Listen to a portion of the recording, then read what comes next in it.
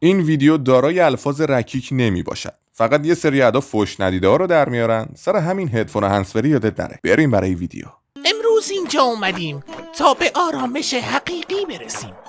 یک روز بدون فشار.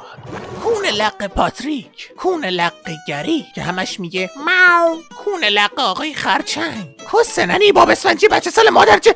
آرامش، به آرامش فکر کن. آرامش درون.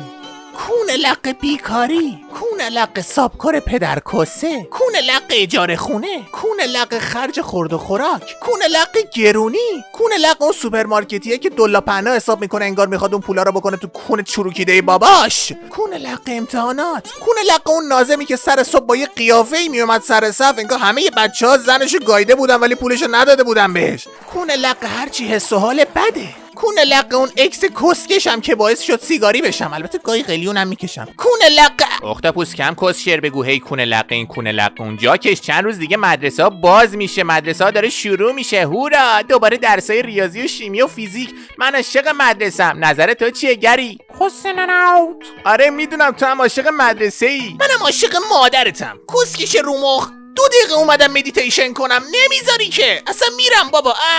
اگه از